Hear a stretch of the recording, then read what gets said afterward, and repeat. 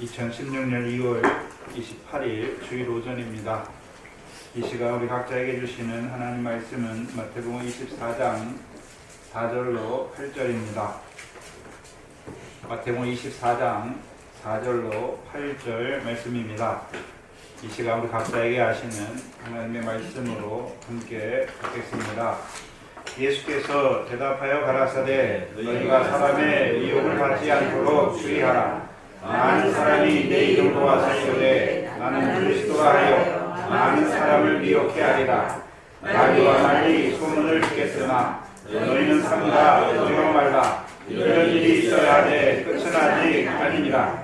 민족이 민족을 나라가 나라를 대적하여 일어나겠고 그렇게 기근과 지진이 있으리니 이 모든 것이 재난의 시작이니라. 아멘.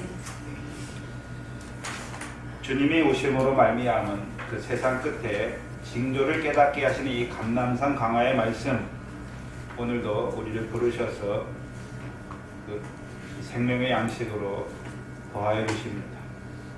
증거되는 이 말씀을 통해서 우리가 봐야 되는 것은 인자가 아버지의 영광으로 오셔서 이제 각자 행한 대로 갚으시는 때가 있음을 확실히 깨닫는 자가 되어야 되는 것이죠.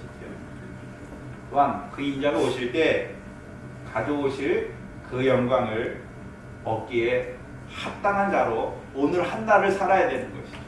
그때를 보고 그때만 기다리는 것이 아니라 이제 인자가 가지고 올 우리에게 주실 그 영광을 바라보며 오늘 한 날을 살게 하시는 말씀이에요. 세상 끝에 징조가 이렇다, 그거를 말씀하시는 것이 아니라 그 인자의 오심으로 말미암아 세상 끝이 있으니까 이제 우리가 오늘 이 땅에서 어떻게 살아야 될지를 보여주시는 말씀입니다. 그래서 이 말씀은 인자가 오시는 때에 초점이 있는 게 아니에요. 세상 끝에 징조에 초점이 있는 것이 아니라 그때에 인자가 가져오시는 그 아버지의 영광에 초점이 있는 것입니다. 그래서 이 말씀은 단지 인자의 오심으로 말미암은 그 세상 끝의 징조를 우리에게 너 이런 징조가 있을 것이다, 그것을 보게 하시는 말씀이 아니라 그 영광을 아버지께서 인자가 오실 때 가지고 오실 그 아버지의 영광을 얻기에 합당한 자로 이때를 살게 하시는 거예요. 그래서 이때가 어느 때인지 분별하게 하셔서 이때에 그 영광에 합당한 하나님의 백성으로 살려주시는 것입니다. 그래서 영광에 초점이 있다는 것은 이제요 25장의 비유의 말씀과 같이 주인의 즐거움에 참여하는 자, 또 아니요 창세로부터 예비된 하나님의 나라를 상속하는 자로 이때를 살게 하시는 거예요.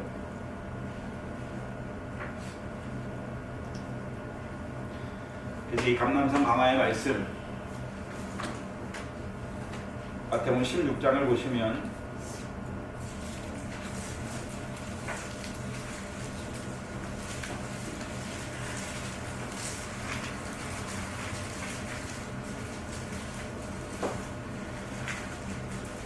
이 감람산 강화의 말씀은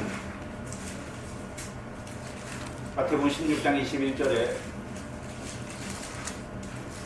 인자가 예루살렘에 올라가서 대제사장들과 서기관들과 바리새인들에게 고난받고 죽임을 당하고 제3일에 살아야 할 것을 제자들에게 비로소 가르치시고 이제 제자들도요 그 주님과 같이 주를 따라오려거든 그 고난받고 죽임당하고 제3일에 살아난 그 주님을 따라오려거든 24절에 자기를 부인하고 자기 십자가를 지고 쫓을 것이다, 쫓을 것이니라 말씀하시고 25절에 누구든지 제 목숨을 구원코자 하며 잃을 것이요 누구든지 나를 위하여 주를 위하여 목숨을 잃는 자는 잃으면 찾으리라 말씀하셔서 이제 우리도 누구를 위해요?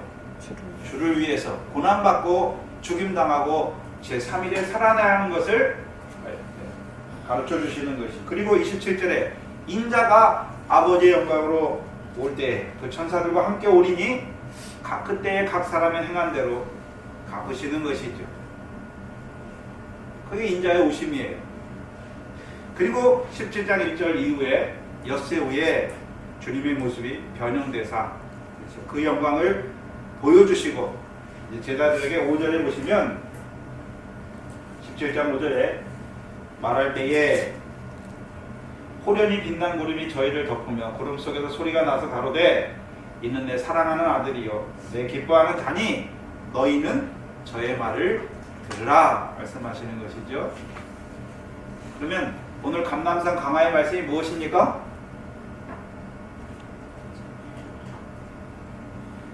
엿새 후에 그 영광을 상속하는 자로 세우시는 말씀이에요. 그 말씀을 이제 우리에게 듣게 하시는 것이죠. 누구에게요? 감람산에 올라온 자들에게 그 엿새 후의 영광스러운 그 주님이 말씀하셔서 우리도 주의 영광으로 말미암아 영광에 이르게 하시는 말씀이에요. 그래서 너희는 저의 말을 들으라 할 때 그 말씀이 어디 있습니까? 이제 오늘 24장부터 시작되는 몇 주 전부터 시작했죠.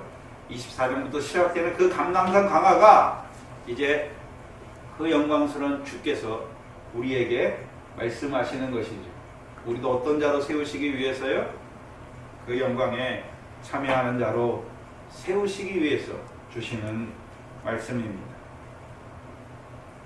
그래서 오늘 이 시간에 또 지난 시간에 오전과 오후에 의해서 했는데 오늘 또 이 말씀을 주시죠.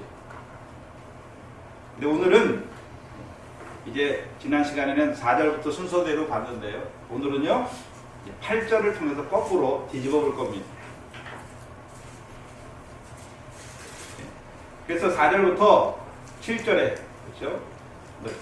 그 인자의 오심과 그로 말미암아 세상 끝에 징조를 묻는 자들에게 제자들에게 너희가 사람의 미혹을 받지 않도록 주의하라 말씀하시고 많은 사람이 내 이름으로 와서 이르되 나는 그리스도라 하여 많은 사람을 미혹해 하리라.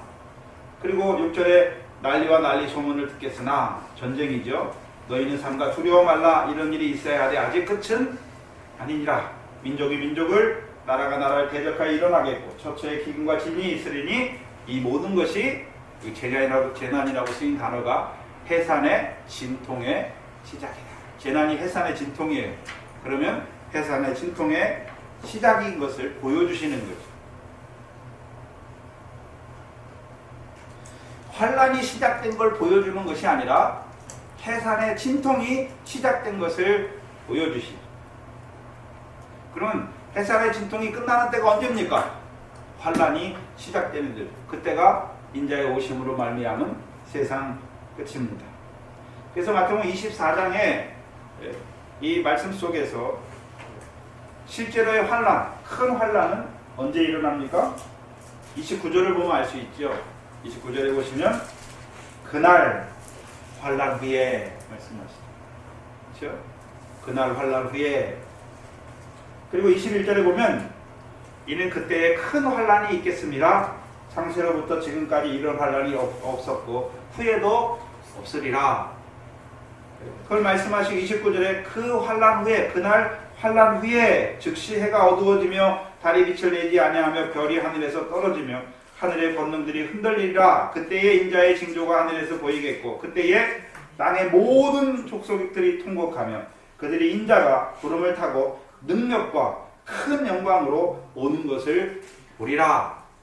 그러면 29절은 그날 후니까 어떤 날 후입니까? 환란 후잖아요. 그럼 환란은 어디서부터 시작됩니까? 15절 이하절 15절. 그러므로 너희가 선지자 다니엘의 말한 바 멸망에 가증한 것이 거룩하게 선거든 읽는 자는 깨달을지죠. 그때부터가 무엇입니까? 환란의 시작이죠. 그래서 이 재난의 시작은 환란의 시작이 아니에요. 지금 8절에 말하는. 왜요? 6절에 보면 난리와 난리 이런 것들이 있어야 되지만 아직 끝은 아니다 말씀하셨고 14절에 보시면 이 천국 복음이 모든 민족에게 전거되기 위하여 온 세상에 전파되리니 그제야 뭐가 옵니까? 끝이 오는 것이죠. 그러면 지난 시간에 주셨던 4절로 7절까지의 말씀은 해산의 끝에 환란의 시작을 말씀하는 것입니까? 해산의 진통의 시작입니까? 진통의 시작.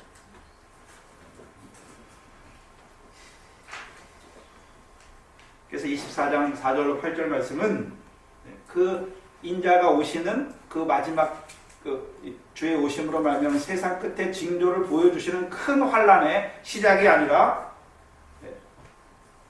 환란을 위한 해산의 진통의 시작이에요. 여기서 해산의 진통이라고 썼잖아요. 그럼 해산의 진통이 시작되면 바로 애들 낳습니까? 해산의 진통이 다 끝나고 그 문이 열려야 낳잖아요. 그렇잖아요. 근데 해산의 진통이 시작되면 이제 뭐가 시작됐습니까? 아기가 나오려고 시작하는 것이죠. 근데 언제 나옵니까? 문이 열려야 나오는 거죠. 자궁의 문이 열려야 나오듯이 해산의 진통이 시작됐잖아요. 그럼 이제 언제 나옵니까? 큰 환란으로 말미암아 그 세상 끝의 징조가 이루어지면 이제 주께서 오시는 것이죠.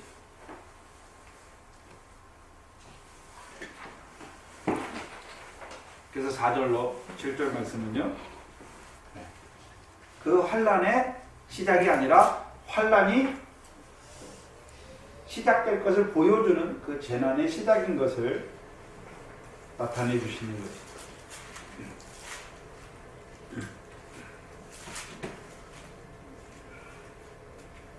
근데 우리가 전에는 이거를 다 환란의 시작, 큰 환란의 시작으로 봐버리니까 조금 잘못된 부분들이 있죠. 그러면 24장 3절에 주의 오심을 말하잖아요. 주의 오심은 주님의 초림입니까? 재림입니까? 다시 오시는 것이죠. 그러면 주님의 오심이 시작되는 때는 언제부터 시작됩니까? 뭘 말씀하냐면 하나님의 백성이 주의 오심을 바라봐야 하는 때의 시작이 언제부터 시작되는 것을 묻는 것이죠. 하늘에 가셔야 다시 오실 거 아닙니까? 그렇죠? 그래서 누가복음 24장을 보시면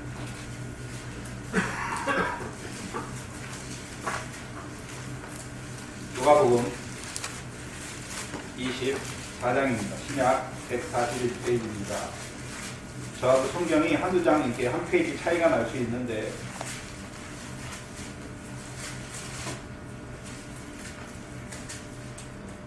누가복음 24장 50절 51절입니다. 24장 50절 51절을 보시면 예수께서 저희를 데리고 여기 예수는 이제 십자가에 죽으시고 부활하신 후에 이제 예수님께서 제자들을 데리고 제단이 앞까지 나가사 손을 들어 저희에게 축복하시더니 축복하실 때에 저희를 떠나 어디로 올라가십니까? 하늘로 올리우시니 주께서 올라가신 것이 아니라 하나님께서 하늘로 올리우시는 거예요. 이게 수동태예요. 그래서 하늘로 올리우신 후부터 이제 인자의 오심이 가능해지는 거잖아요. 그렇죠? 그 전에는 예수님께서 부활하시고 하늘에 올라가시기 전에는 주의 오심이 가능합니까? 가능하지 않습니까? 가능하지 않잖아요. 그래서 구약에서는 구약의 하나님 말씀은 오실 예수 그리스도 아직 안 오셨잖아요. 오실 예수 그리스도를 증거하는 거잖아요. 그리고 신약의 복음서가 무엇입니까? 오신 예수 그리스도에 나타내 주시는 것이고 오시기만 하시는 이게 하늘로 가신 예수님까지 보여주시잖아요. 그러면 그 다음 성경은 무엇입니까? 그 주님이 다시 오실 것을 바라보게 하시는 것입니다. 그래서 예수 그리스도께서 하늘에 올리신 후에 있는 이제 그 후에 있는 신약의 성도들에게 인자의 다시 오심이 시작되는 거잖아요. 그때부터 시작되는 거예요. 사도행전 1장 11절을 보시면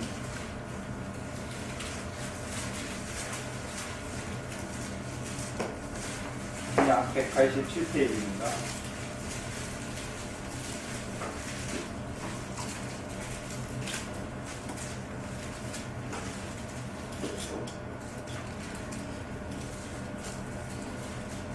사도행전 1장 11절을 보시면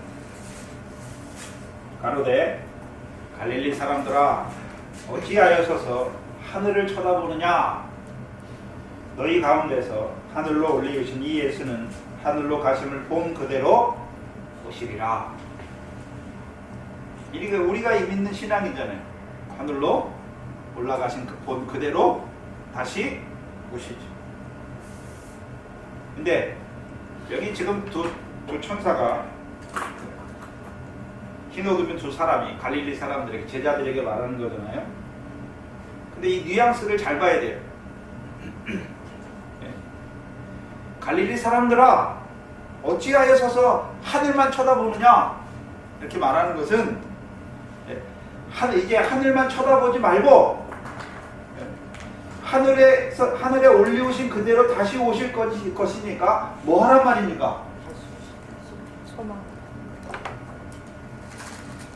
하늘만 쳐다보고 주님 언제 오시나 그거 기다리지 말고, 하늘만 쳐다보지 말고 주께서 다시 오실 테니까, 그래서 다시 오실 때는 어떻게 오십니까? 영광. 아버지의 영광을 가지고 오시잖아요. 인자가 아버지의 영광으로 우리에게 각자 행한 대로, 우리가 일한 대로 가져오시니까 뭐 해야 됩니까?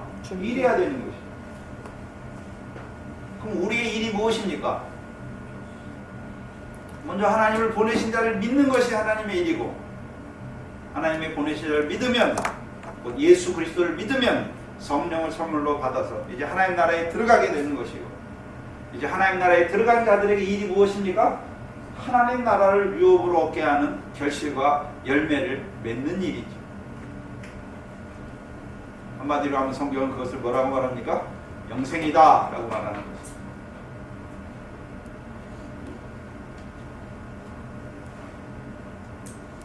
그래서 그때만 기다리는 거야. 아니에요. 하늘만 보고 주께서 언제 오시나 그때만 기다리지 말고, 오늘 본문 14절에 보시면, 오늘 본문 14절에, 마태복음 24장 14절에 이 천국 복음이 모든 민족에게 증거되기 위하여 온 세상에 전파되리니 그제야 끝이 오잖아요. 그럼 제자들이 나가서 뭐 해야 됩니까? 전파. 이 천국 복음이 온 세상에 증거되기 위하여 이 천국 복음을 전파해야 되는 것이죠.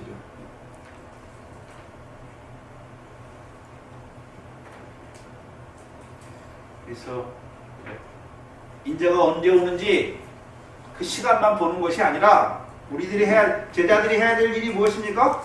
천국 복음을 증거해야 되는 것입니다.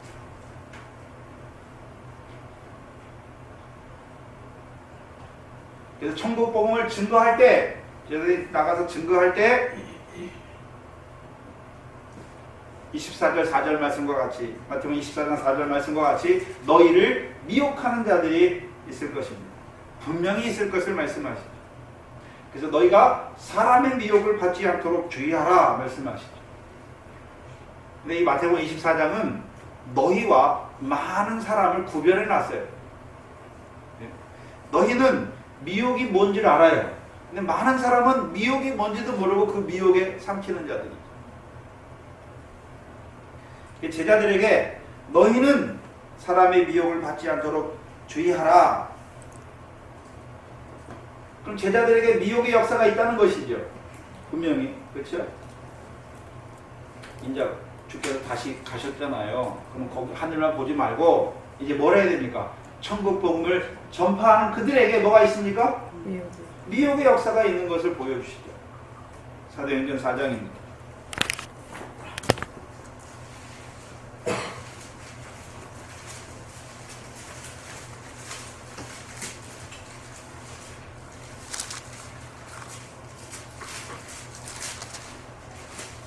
사장 1절로 3절을 보시면 신약 192페이지입니다.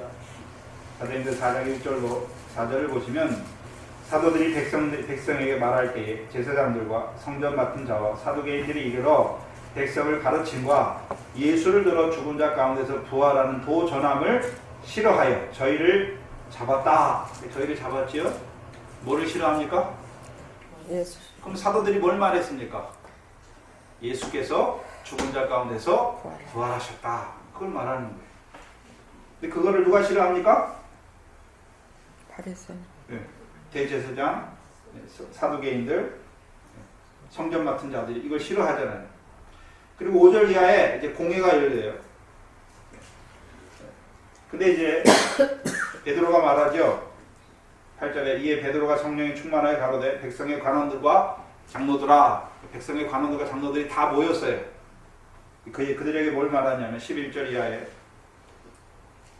이 예수는 너희 건축자들의 버린 돌로서 집 모퉁이에 머릿돌이 되었느니라. 다른 이로서는 구원을 얻을 수 없나니 천하 인간에게 구원을 얻을 만한 다른 이름을 우리에게 주신 일이 없습니다. 지금 이방인에게 말하는 게 아니에요. 하나님 백성에게. 그럼 유대인들, 그때 율법 아래에 있는 대제사장, 서기관, 바리새인들은 무엇으로 구원을 얻고자 했습니까? 율법의 행위로. 내가 하나님 말씀 지켜서 율법을 행해서 구원을 얻으려고 하는 자들에게 그것으로는 구원이 없다.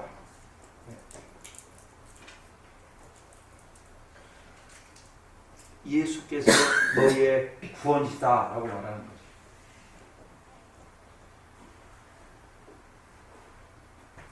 그리고 17절에 보시면 이 사람들이 이제 16절에 이 사람들을 어떻게 할꼬 이제 공회에서 의논하는 거예요. 장로들과 서기관들이.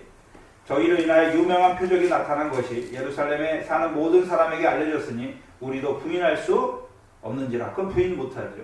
17절에 이것이 민간에 더 퍼지지 못하게 저희를 위협하잖아요.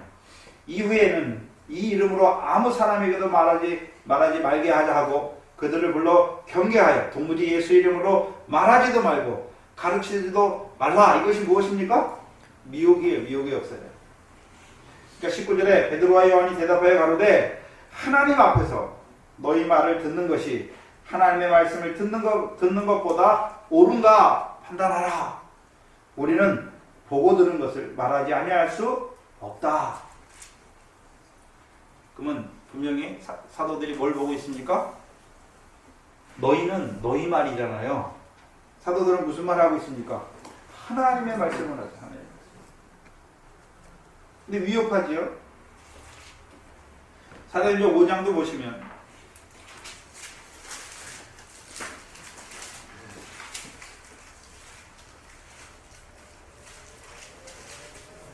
여기도 또 이제 대제사장들과 이 바리새인들이 사도들을 잡아요. 그래서 저희를 죽이려고 그래요. 근데 가말리엘이라는 사람이 이제 가만두어라. 저희 만약에 저게 하나님께 저 사람들이 예수가 죽은 자 가운데서 부활했다는 그 도를 전하는 게 하나님께로 말미암았으면 너희가 망할 것이고 저게 하나님 말씀이 아니면 저들이 망할 거다라고 말하면서 가만두어라 하잖아요. 근데 40절에 사도행전 5장 40절에 저희가 옳게 여겨. 저희는 누굽니까? 이 공회 회원들이에요. 그들이 가말리엘 말을 옳게 여겨서 사도들을 불러들여 뭐합니까? 채찍질하고 예수의 말하는 것을 금하여 놓으니 사도들은 이 이름을 위하여 능욕받는 일에 합당한 자로 여기심을 기뻐하면서 공회 앞을 떠나니라. 그럼 유대인들의 공회가 이 복음을 천국 복음을 증거하는 자들에게 뭐합니까? 위협을 가하고 채찍질을 하잖아요. 근데 만약에 그들이 그 위협과 채찍질이 무서워가지고 예수의 부활을 말하지 아니하면 제자들이 어떻게 됩니까? 미혹을 받는 거예요. 제자들이 미혹은 예수 믿나 안 믿나 열매가 있나 없나 그런 미혹이 아니라 하나님의 말씀을 증거해야 되잖아요. 이제 그들에게 권능과 비유의 말씀과 반석으로 세우셨잖아요. 그들을 통해서 하나님이 이루실 것을 말씀했으니 그들이 뭐 해야 됩니까?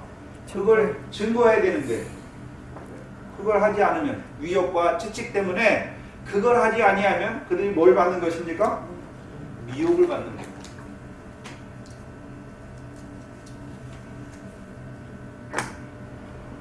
그러면 그 제자들에게 그 채찍과 그 위협과 채찍을 통해서 그들을 미혹하는 역사가 일어나는 것이 무엇의 시작이란 말입니까? 세상의 진통이 시작됐다는 것을 알려주는 거예요. 두 번째 5절은요. 많은 사람이 내 이름으로 와서 이르되 나는 그리스도라 하여 많은 사람을 미혹해 하리라. 너희는 의뢰할 수 있지만 많은 사람, 먼저는 많은 거짓 그리스도가 나타날 것을 말씀하고 많은 사람이 미혹을 받을 것도 말씀하잖아요. 근데 여기서 많은 사람은 안 믿는 세상 사람을 말하는 게 아니에요. 복음을 전하는 자들로 말미암아 하나님의 백성이 된 자들 중에서 거짓 그리스도인으로 인하여 미혹을 받는 자들이 많을 것을 말씀하잖아요. 그렇죠? 역사상 누가 미혹됩니까? 자칭 그리스도라 하는 자들에게 누가 미혹됩니까? 예수 믿는다 하는 사람들이 미혹되잖아요.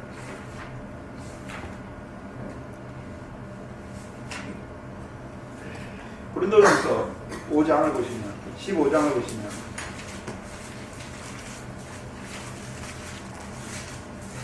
신약 282페이지입니다.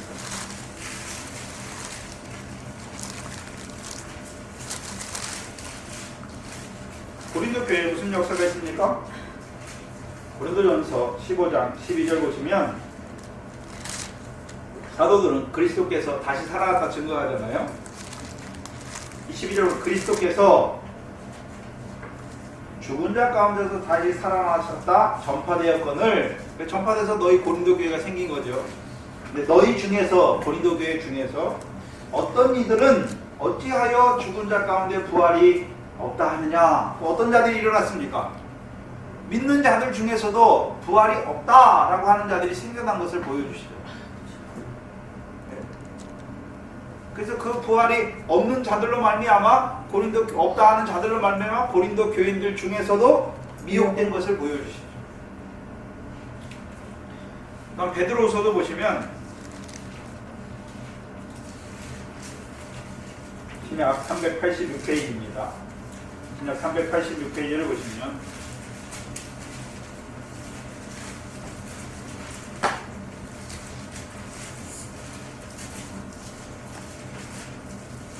고린도후서 3장 3절 4절을 보시면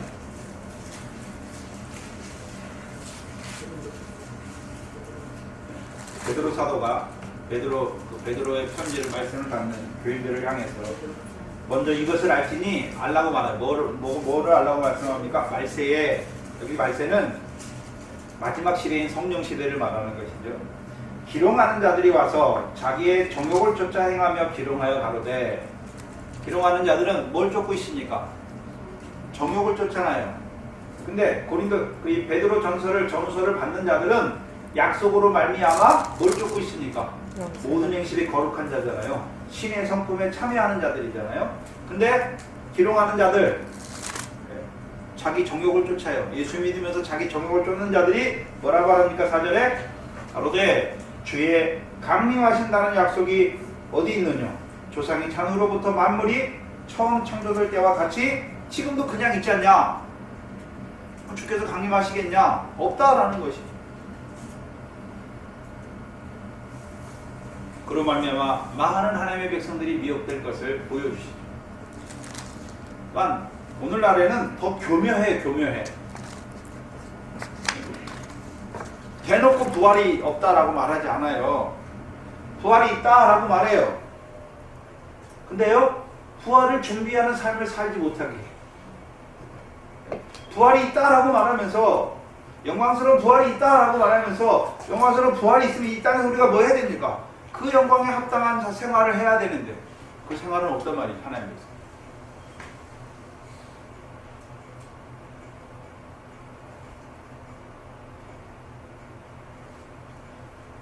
또한 한국교회나 미국교회나 모든 교회에 시한부 종말론자들이 있었어요. 그건 초대교회 조금 지나고 나서 한 100년에서 200년 사이에도 나타나요. 그래서 어디에 주님이 오신다, 언제 오신다 예언하는 시한부 종말론자들이 있죠. 그들의 특징이 뭐냐면 주께서 오시니까 이 세상에 일은 아무런 의미가 없게 되는 거예요. 만약에 그 시한부 종말론자를 믿는 자들, 내년 5월 달에 5월 며칠 날 주님이 오신다. 그럼 어떻게 됩니까? 사람들이 이 세상 일을 다 안 하고 거기 다 모이는 거예요. 네? 주께서 세상 끝에 징조를 깨닫게 하시고, 주의 오심으로 말미암아 세상 끝에 주께서 오시기 위해서 세상 끝에 징조를 깨닫게 하시는 것은 그 징조의 때를 바라보게 하시기 위해서 깨닫게 하셨습니까? 그 징조를 바라보는 자들로 주께서 영광을 가지고 오실 것이니까 그 영광에 합당한 생활을 해야 되는 것입니까? 생활을 해야 되는 것이지. 그 생활이 무엇입니까? 지극히 작은 일에 충성하는 것이고 지극히 작은 자 하나에게 하는 것인데 그걸 다 내팽개치고 어디 가서 뭐 합니까? 그게 시한부 종말론자의 특징이에요. 가족도 버려요. 직장도 버려요. 재산도 다 팔아가지고 왜? 그날 주식 오신다고 다 팔아가지고 거기가 다 내고 거기서 하잖아요. 그 미혹이 실제 있잖아요. 말씀을 모르니까 거짓된 자리 그렇게 가르치니까. 근데 한번 보세요. 그런 거짓된 자들이 있는 거 보니까 참으로 주께서 오시는 건 맞잖아요. 참으로 주께서 오시는데 그게 있으니까 거짓된 자들이 있는 거예요.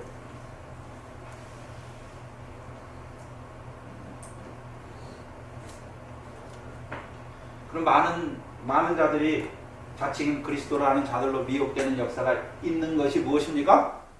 해산의 진통의 시작인 거예요. 거꾸로. 그러니까 6절에 전쟁과 전쟁의 소문을 들을 것이다. 그 6절 이스라엘의 역사 속에서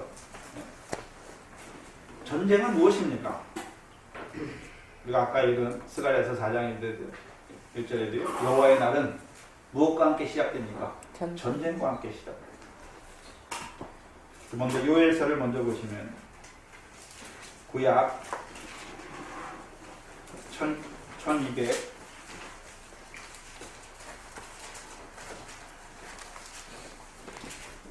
1274페이지 요엘서 3장 1274페이지입니다. 73페이지나 74페이지에 있을 거예요. 요엘서를 보시면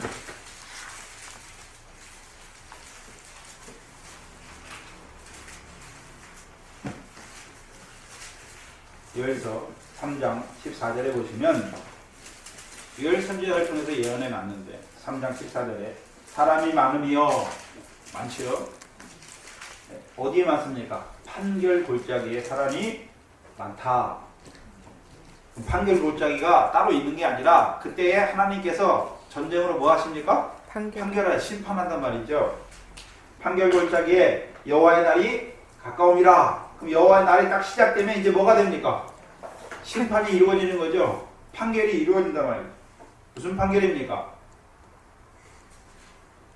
인자가 아버지의 영광을 오실 때 그 영광을 받는 자들도 있을 거고 받지 못하는 부끄러움에 떨어진 자도 있을 것을 말씀하죠. 그래서 판결 골짜기에 여호와의 날이 가까움이로다. 해와 달이 캄캄하며 별들이 그 빛을 거두도다. 나 여호와가 시온에서 부르짖고 예루살렘에서 목소리를 바라리니 하늘과 땅이 진동되리로다.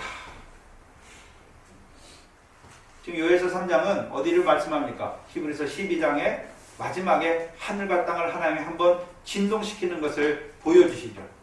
진동시키는 것은 무엇입니까? 진동되는 건 다 무너지게 하시고 진동되지 아니하는 자들만 그 하나님의 나라를 얻게 하시는 것이죠. 오늘 묵도 시간에 봤던 스가랴서 14장도 봅니다. 구약 1325페이지입니다.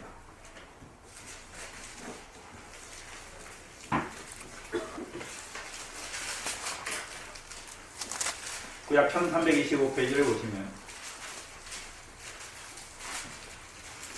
스가랴를 통해서 1절에 14장 1절에 스가랴서 14장 1절입니다. 여호와의 날이 이르리라. 스가랴도 뭘 보고 있습니까? 여호와의 날이 이를 것을 보고 있잖아요. 그날에 내 재물이 약탈되어 너희 중에 나누이리라. 하나님께서 2절에 내가 여호와께서 열국을 모아 예루살렘과 싸우게 하리니 성읍이 함락되며 가옥이 약탈되며 부녀가 욕을 보며 성읍 백성이 절반이나 사로잡혀 가려니와 남은 백성은 성읍에서 끊쳐지지 아니하리라. 3절에 그때 여호와께서 나가사 그 열국을 치시니 이와 전에 있었던 것처럼 전쟁 날에 싸운 것 같이 하시리라. 그럼 여호와의 날에 여호와께서 직접 싸우시는 거죠. 그렇죠? 전에 여호와께서 싸우셨던 것처럼 여호와께서 그 날에 친히 전쟁에 임하셔서 싸울 것을 말씀하시죠. 그러면 구약에 그럼 이스라엘 백성들 또한 제자들도 그다음에 또 초기 그리스도인들은 다 구약 성경을 가지고 있잖아요. 어떻게 가지고 있냐면 구약 성경을 히브리어로 가지고 있으면 아무도 못 읽어요. 예수님 당시에 고대 히브리어를 알 수 있는 사람은 거의 서기관, 바리새인들 얼마가 안 돼요. 인구의 뭐 1%도 2%도 안 돼요. 교육을 받아야 알 수 있는 거예요.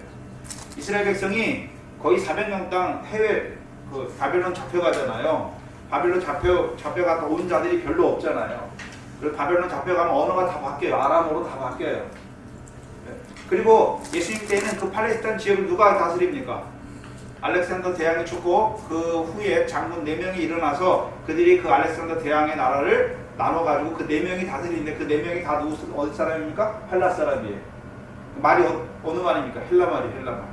그래서 시장에서 서민들이 쓰는 언어는 아람어고 지식인들이 쓰는 언어는 헬라어예요. 그래서 웬만만큼 좀 배웠다는 사람들은 헬라어를 다 배워요. 왜요?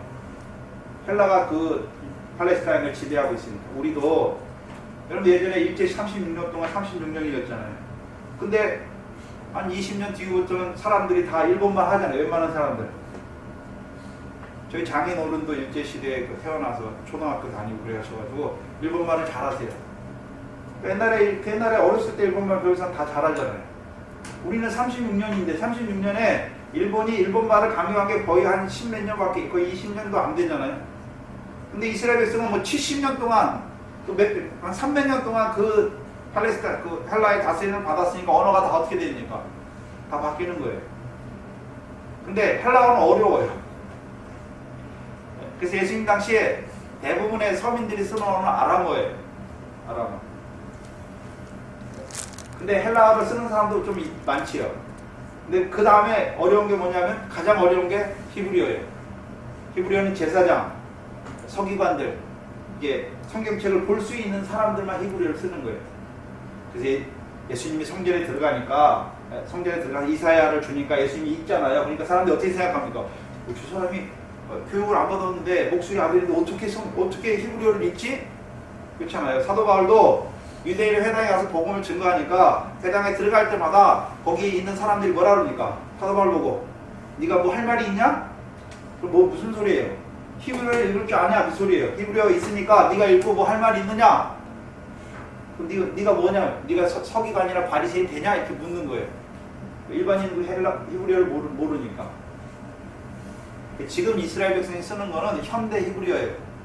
그래서 고대 히브리어하고 완전히 달라요. 우리나라 말도 지금 여러분 옛날에 그 훈민정음 할 때 그 모습대로 쫙 책 읽어놓으라고 여러분 잘 읽겠습니까? 읽을 줄 알지만 잘 읽을 줄 정확한 발음도 잘 모르고 그렇잖아요? 뜻도 잘 모르잖아요. 막 그런 게 많잖아요. 뭐 사마띠 아니할 때 사마띠가 뭡니까? 그런 것도 모르죠. 이른 백성이 홀빼 어리고 홀빼 있었고 그건 잘 모르잖아요. 이 지금 현대 히브리 사람도 히브리 성경을 조금씩 읽기는 읽지만 뭔 뜻인지 잘 몰라요. 그리고 고대 히브리어는 모음이 없어요. 모음이 자음만 계속 붙여 써놨어요. 그러니까 정확하게 그걸 띄어서 읽을 줄 아는 사람이 읽는 거예요. 웬만한 사람은 못 읽어요. 그래서 이제 현대에는 이거를 자음 모음을 붙여놨잖아요. 그래서 한 800년에 마소라 학파라는 그 유대인의 학파들이 있는데 그들이 이제 그 성경에 모음을 붙이기 시작해요. 모음을 붙여요. 그래서 이제 지금 우리가 보는 히브리어는 그 밑에 자음 위에 쓴 게 자음이고 밑에가 모음이에요. 그 발음을 어떻게 해야 되는지를 나타냈어요. 히브리어도 대문자가 있어요. 구약 성경 대문자가 다 써놨어요. 잘 몰라요. 그런데 이 당시에는 그 톨레미 왕조라고 그 알렉산더 대왕 중에 4명의 왕이 남았는데 그 중에 이제 알렉산드리아, 이집트와 알렉산드리아를 다스리는 그 왕은 유대인들에 대해서 되게 관용적이에요. 그래서 유대인들의 환심을 얻기 위해서 구약 성경이 너무 어려우니까 헬라어로 번역을 해요. 톨레미 왕조가. 이 왕이 뭐냐면 세계에서 가장 큰 도서관을 짓는 거예요. 이 책 중에 성경도 딱 거기 해가지고 성경도 헬라어로 번역해 거기 놓는 거예요. 그래서 유대인의 장로들 70명을 딱 초청해가지고 거기서 이제 성경을 번역하게 해. 자기가 돈 다 대고 해가지고 왕이 돈을 다 대가지고 성경을 헬라어로 번역해요. 그래서 그 히브리어를 읽기 힘드니까 그 헬라어 성경이 번역되고 나서 유대인들 사회에 그 헬라어 성경이 다 퍼져요. 그게 70인역이에요 지금.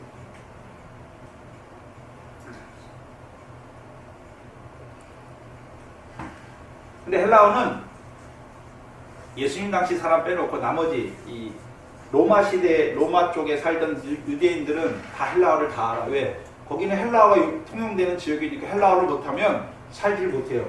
거기 헬라어를 다 해요. 근데 헬라어로 번역이 되니까 그 사람들이 좋아해요. 그러니까 구약을 읽을 거 아닙니까? 구약을 읽는데 여호와의 날을 분명히 있잖아요. 그 날은 무슨 날입니까? 전쟁이 있을 것을 말씀하잖아요. 또 하나님 백성들도 구약을 읽어. 처음에는 신약이 없잖아요. 마태, 마가, 누가는 거의 50년대, 60년대 그 가서 성경이 쓰여지니까 초창기에는 교인들이 성경이 없잖아요. 사도들이 증거해준 그 복음 그것만 갖고 있어요. 그리고 이제 구약 성경을 갖고 있잖아요. 그러니까 구약에 보면서 뭐라 합니까?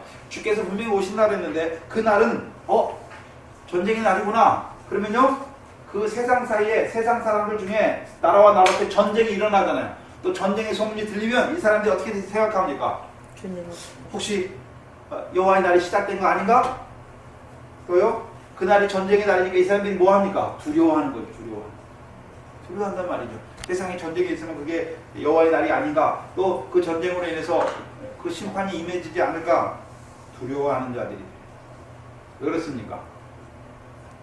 육신의 전쟁만 보니까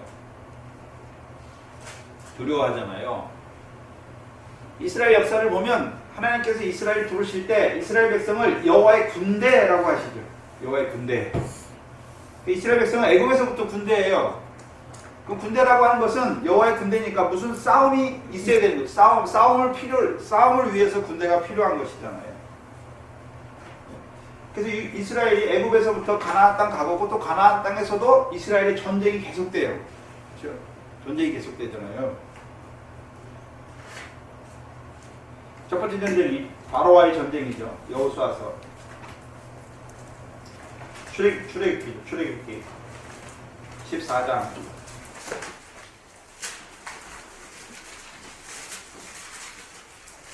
구약 103페이지입니다. 출애굽기 14장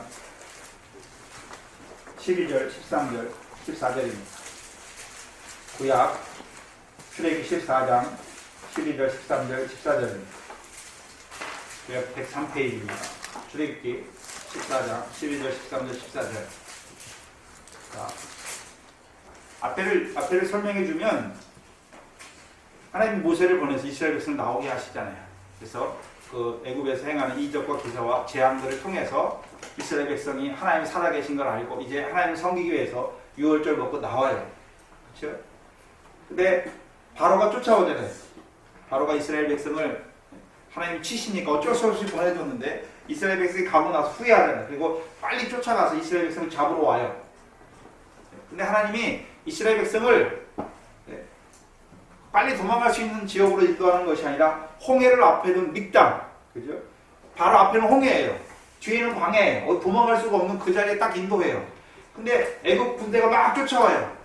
그러니까 이제 12절에 이스라엘 백성이 모세에게 원망하잖아요. 뭐라 그럽니까? 우리가 애국에서 당신에게 모세에게 너에게 한 말이 고한 말이 이것이 아니뇨. 이르기를 우리를 버려두라. 우리 그냥 애굽에 살도록 내버려 두어.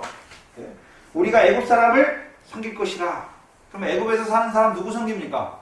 바로 하나님의 백성임에도 불구하고 애굽 사람을 섬겨요. 하나님의 백성 누구 섬겨야 되는데요? 하나님을 섬겨야 되는데. 그래서 모세가 이스라엘 백성이 가서 처음 한 말이 무엇입니까? 하나님이 너희를 불렀다. 우리가 사흘길쯤 가서 하나님을 예배하자. 바로 여기도 그렇게 말해요. 그래서 우리가 애굽 사람을 섬길 것이라 하지 아니하더냐. 애굽 사람을 섬기는 것이 이 광야에서 죽는 것보다 낫겠다. 이 사람들이 어떤 사람이냐면요, 하나님 막 이적을 행할 때 가나안 그 애굽 백성들은 막 이적과 재앙을 때리실 때 자기들은 안 때리니까 어땠습니까? 우와, 하나님 살아계시다. 이랬던 자들이에요. 근데 죽게 되니까 어떻게 합니까? 왜 우리를 인도해가지고 이 광야에서 죽게 하느냐 이러는 거예요. 13절에 모세가 백성에게 이르되 너희는 두려워 말고. 군대가 전쟁에서 두려워하면 어떻게 될까요? 지지. 망하는 거예요. 망하는 거예요.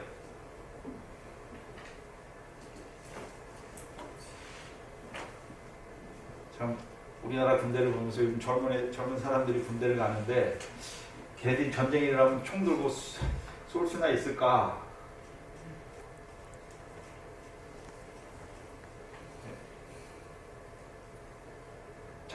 자기 상관을 먼저 쏴주지 않을까? 그리고 다 도망가지 않을까?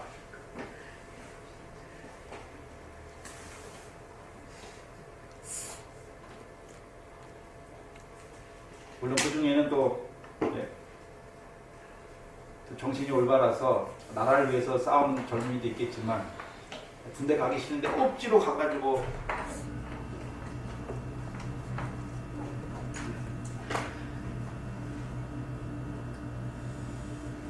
군대가 두려워하면 져요. 그냥 이스라엘 백성이 군대인데 두려워하잖아요. 왜 두려워합니까? 하나님이 여호와께서 함께 하시는 걸 보지 못하는 거예요.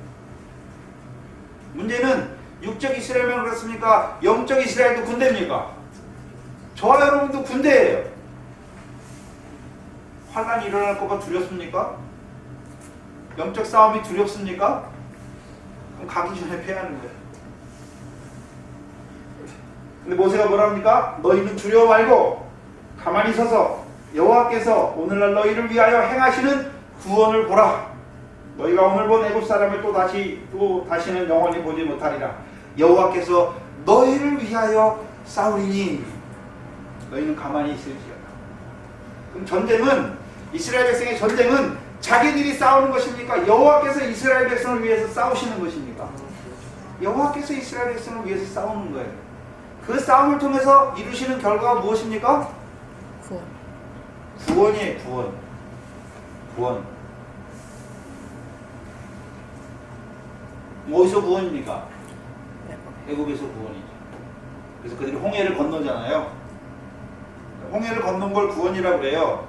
근데 고린도전서 10장에 보면 그 사도 바울이 뭐라 그러냐면 이스라엘 백성이 그때 모세에게 속하여 바다와 구름 가운데서 세례받았다라고 말해요. 세례받았다라고 말해요. 무슨 세례입니까? 물세례. 예수가 믿어진 거예요. 세례와는 물세례. 세상 죄를 지고 가는 하나님의 어린 양이 믿어진 것이죠. 그게 구원이에요. 육적 이스라엘에게는 홍해를 건넌 것이 구원인데 그게 육적인 의미가 아니라 신령한 의미로 저와 여러분이 뭐가 믿어졌습니까? 세례와 베푸는 세례가 믿어진 거예요. 그럼 세례가 무엇입니까? 예수에 관해서 자세히 말하잖아요. 그럼 예수의 이름의 뜻이 무엇입니까? 자기 백성을 저희 뒤에서 구원하러 오셨다. 예수 믿으니까 자기 백성이 되는 것이 아니라 이미 하늘에서 창세전에 그리스도 안에서 하나님의 백성으로 택하여 주시고 그 영의 육신을 입혀 이 땅에 보내서 이제는요 우리가 세상에 오기 전에는 세상 죄가 없잖아요. 근데 세상 육신을 입고 오니까 무슨 죄가 생겼습니까? 아담의 원죄를 따라 우리가 이 세상에 와 짓는 그 세상 죄에서 우리를 구원하시는 것이죠. 그 구원이 믿어진 거예요. 그러니까 이제 하나님의 백성이 됩니다. 거기서 하나님의 백성은 이미 하나님의 백성이고 자기가 이제 하나님의 백성 된 걸 스스로 자각하는 거예요. 이는 내 사랑하는 아들이요 내 기뻐하는 자가 된 것이죠. 또한 이스라엘 백성이 광야에서도 싸우잖아요. 아말렉과 싸우잖아요. 영적 이스라엘은 무슨 싸움입니까? 예수님이 세례받고 나서 성령에 이끌려 마귀에게 세 가지 시험 받잖아요. 그것이 그 성경에 나오는 예수님께서 받으신 그 세 가지 시험이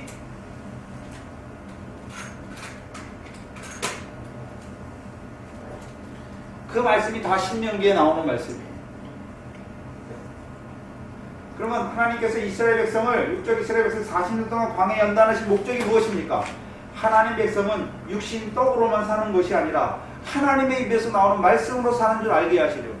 예수님도 똑같이 하잖아요. 마귀가 와서 예수님을 시험할 때 돌이 떡덩이가 되게 하니까 예수님이 뭐라 그럽니까?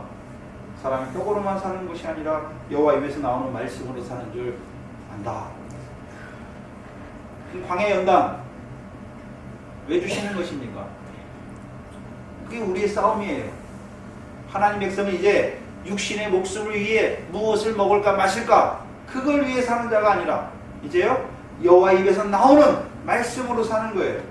여호와 입에서 나오는 말씀은 우리로 하여금요 육신의 그 무엇을 더하여 주시는 것이 아니라 하늘의 상을 더하여 주시는 그 말씀으로 우리를 살리시는 것입니다. 그게 광야 싸움이에요. 그럼 광야 통과하니까 요단 동편에 가니까 요단 동편에 두 왕이 있잖아요. 그렇죠? 그 다음에 여호수아가 이제 가나안 전쟁을 하잖아요. 그 가나안 전쟁의 특징도 민수기 34장을 보시면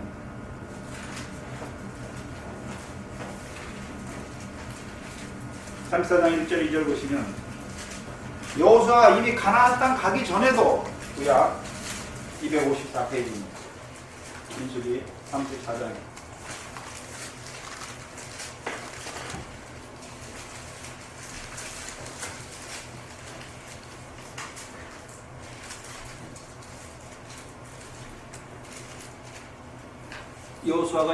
여호수아가 가나안 땅 가기 전에 모세가 죽기 전에 이미 이스라엘 백성에게 예언하잖아요. 말씀하잖아요.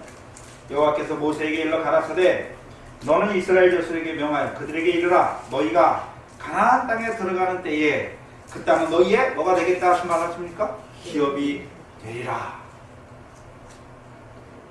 들어가기 전에 이미 그 땅이 너희의 뭐라고 말씀하십니까? 기업이다라고 보여주시는 거예요. 그리고 34장 13절 14절 보시면 민수기 34장 13절 14절 보시면 모세가 이스라엘 자손에게 명하여 가로되 이는 너희가 제비 뽑아 얻을 땅이라 여호와께서 이것을 아홉 지파와 반 지파에게 주라고 명하셨다. 이미 가기 전에 여호와께서 뭐라 하십니까? 명하시는 거예요. 그 땅에 너희에게 기업으로 주실 것을 명하셨다. 이는 르우벤 자손의 지파와 갓 자손의 지파가 함께 그들의 종족대로 그 기업을 받았고 므낫세 반 지파도 기업을 받았습니다. 그 두 지파 반은 요단 동편에서 이미 받았잖아요. 그럼 이제 나머지 아홉 지파 반에게요 가나안 땅을 이미 너희의 기업으로 주실 것을 여호와께서 명하신 거예요. 그리고 여호수아서 신명기 바로 다음이 여호수아서인데요. 11장을 보시면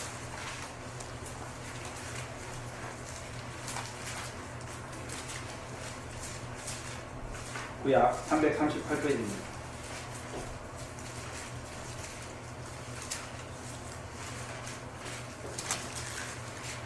가나안 땅의 전쟁을 말씀하는데 여호수아서 11장 마지막 절 23절입니다. 23절을 보시면 이와 같이 이 여호수아가 이제 북쪽에 있는 이스라엘 북쪽에 있는 그 가나안 왕들을 물리치고 나서 기록했는데 이와 같이 여호수아가 여호와께서 모세에게 이르신 말씀대로 그 땅을 뭐 했습니까? 취하는 거예요. 취하여 이스라엘 지파의 구별을 따라 기업으로 주었더라. 그 땅에 전쟁이. 그럼 여호수아가 하는 일이 무엇입니까? 싸우는 것입니까? 그 하신 말씀대로 온 땅을 취하는 것입니까? 취하는 거예요. 이스라엘 백성이 싸움을 잘해서 그 땅을 얻는 게 아니란 말입니다. 여호와께서 믿기만 하면 그 땅을 기업으로 주시는 것입니다. 사사들의 싸움도 똑같아요. 사사들의 싸움. 우리가 잘 아는 사사기 3장 1절로 4절에 가나안 전쟁 왜 주셨습니까? 시험하기 위해서 주셨어요. 가나안 이스라엘 백성을 가나안 전쟁을 알게 하셔서 여호와의 명령을 청종하는 자로 세우시기 위해서 주신 싸움이에요. 우리가 잘 아는 다윗의 싸움 있잖아요. 사무엘하 8장 6절입니다. 구약 475페이지입니다.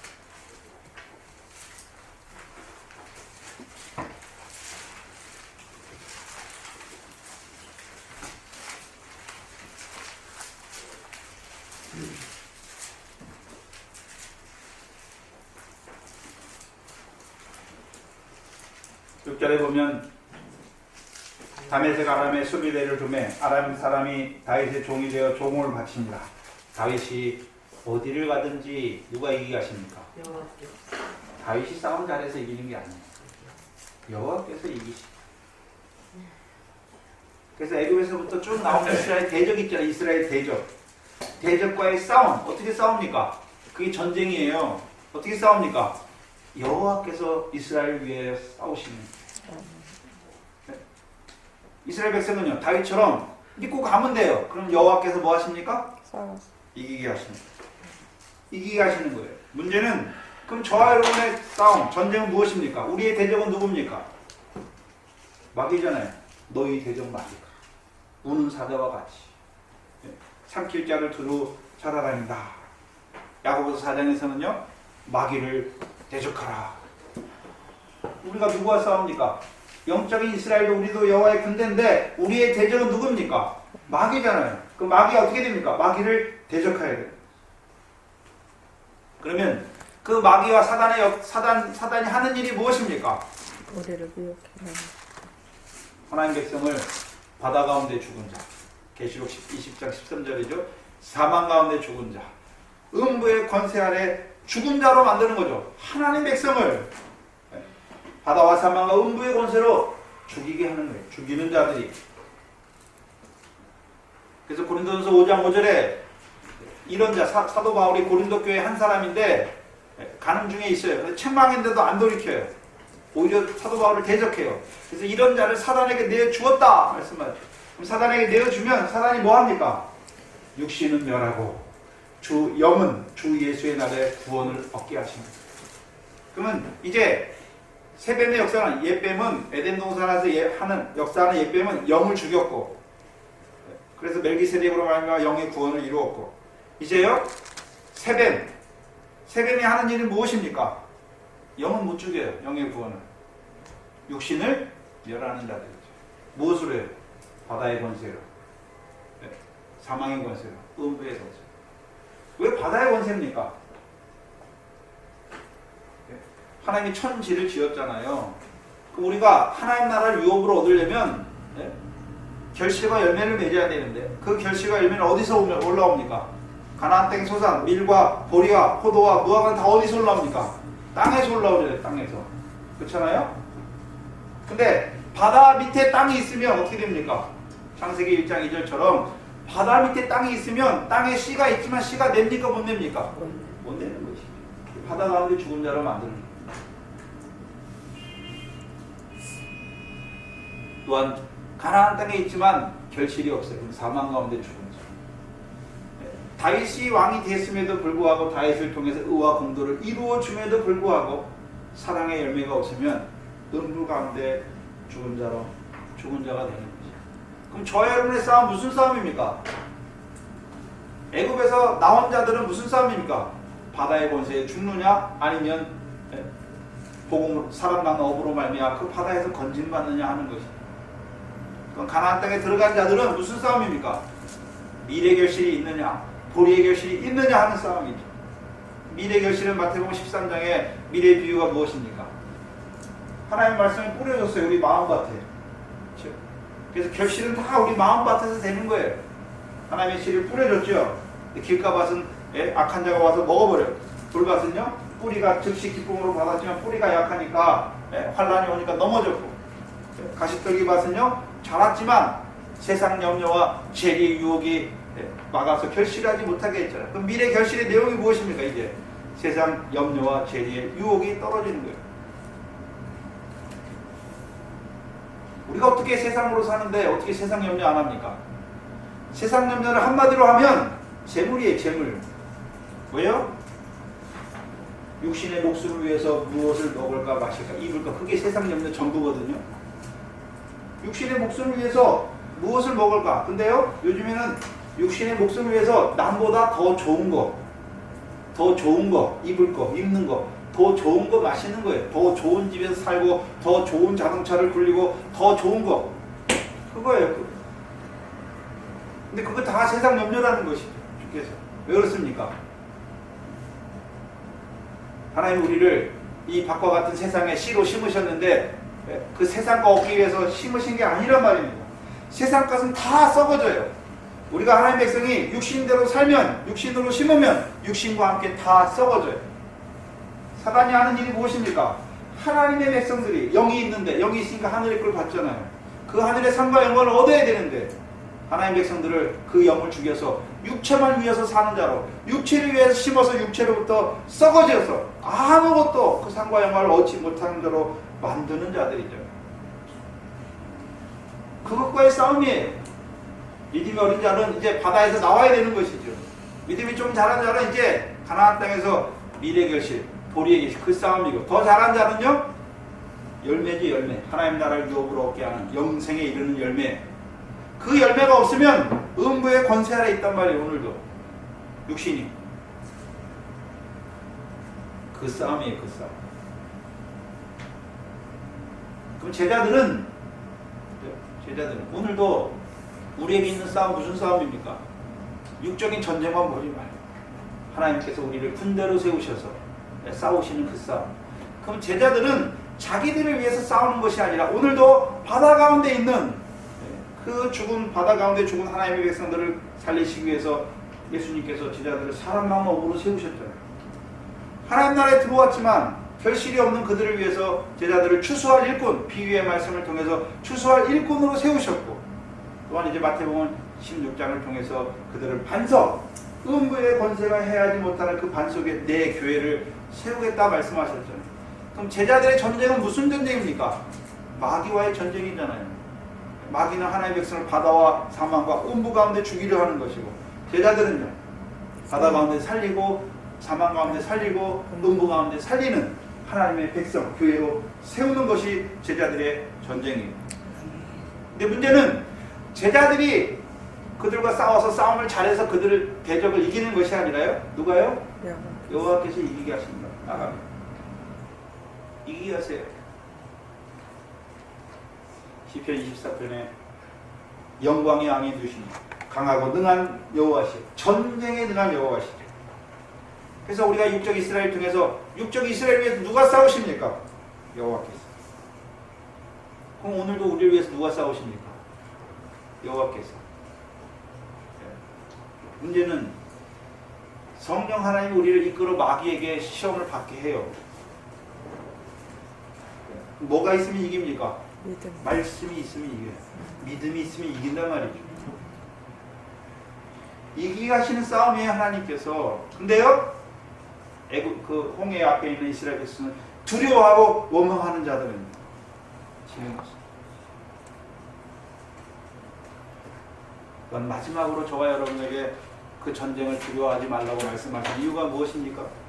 감람산에 올라온 자들에게 너희는 두려워하지 말라. 전쟁이 있지만 너희는 두려워하지 말라. 왜 말씀하십니까? 스가랴서 14장을 다시 보시면 구약 1325페이지입니다.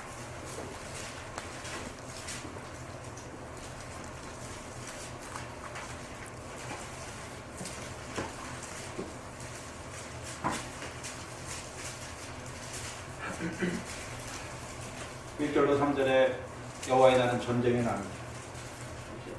여호와께서 친히 그 전쟁에 임하셔서 그 열국을 치시죠. 근데 5절에 보시면 4절에 그날에, 그 여호와의 날에 여호와의 발이 예루살렘 앞 곧 동편 어디에 서십니까? 감람산에 서시잖아요. 그러면 여호와의 발이 있잖아요. 전쟁을 위한 여호와의 발이 딱 섰어요. 그럼 감람산에 있는 자들은 그 전쟁으로 말미암아 멸망받습니까? 이기는 자가 되는 것입니다. 이기는 자가 되는 거예요. 그럼 누가 감람산에 있습니까? 여호와의 발이 지금 우리에게 탁 나오는 것입니까? 아니에요. 구약의 시편이나 이런 거 보면 여호와의 발이 무엇입니까? 발등상이에요. 발등상. 이 여호와의 발등상으로 이 땅에 있는 것이 무엇입니까? 법궤의 말씀이에요. 그럼 오늘 우리를 오늘 감람산에 올라오게 하셨잖아요. 그래서 그 여호와의 날에 이기게 하시는 말씀을 우리에게 주시는 것입니다. 그래서 감람산은 그 한가운데가 동서로 갈라져 매우 큰 골짜기가 되어서 산의 절반은 북으로 절반은 남으로 옮기고 그 산골짜기는 아셀까지 미칠지라. 너희가 그의 골짜기로 도망하되 유다왕 우시야 때의 지진을 피하여 도망하던 것같이 하리라. 근데요, 나의 하나님 여호와께서 임하실 것이. 어디 임하십니까? 감람산에. 그들과 함께 하시죠. 그래서 모든 거룩한 자가 주와 어떻게 합니까? 함께합니다. 그 마지막 전쟁의 날에 누가 거룩한 자입니까? 등을 들고 슬기로운 처녀와 같이 신랑을 기름을 준비해서 신랑을 기다리는 그가 거룩하죠. 저와 여러분의 거룩한 생활이 무엇입니까? 지극히 작은 일에 충성하는 것이고 지극히 작은 자 하나에게 하는 거예요. 그들과 함께 하세요. 환란이 올 것을 두려워하지 마세요. 분명히 그 환란은 전쟁의 날이 될 것입니다. 그러나 그 전쟁을 통해서 우리를요 세우세요. 감람산에. 감람산에 세운다는 말은 그럼 우리는 그 전쟁에 피해도 없고 육적 피해도 없고 아무것도 안 당한다는 말이 아니라 순교의 영광으로 이끌어 주시고 우리의 믿음을 지켜주셔서 주와 같이 고난받고 죽임당하고 제3일에 살아나는 자로 우리를 지켜주시는 것입니다. 그게 저와 여러분이 바라보는 환란이에요. 저와 여러분이 바라보는 세상 끝, 주의 오심으로 말미암은 그 세상 끝을 우리에게 보여주시는 것이죠.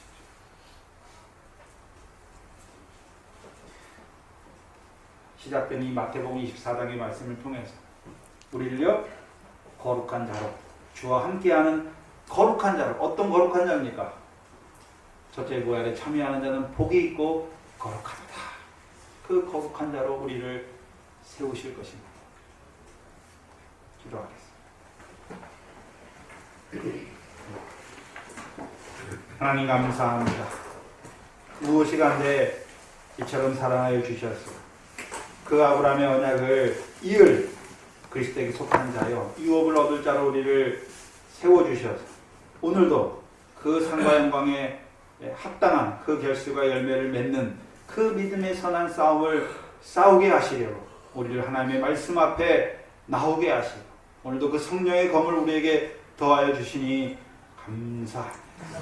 또한 이제 마지막 있을 그 여호와의 날을 바라보게 하시고 우리 감람산의 말씀을 통해서 우리로 하여금 그 영광스러운 자리에 세우게 하시려고 우리를 부르신 아버지 하나님 감사합니다.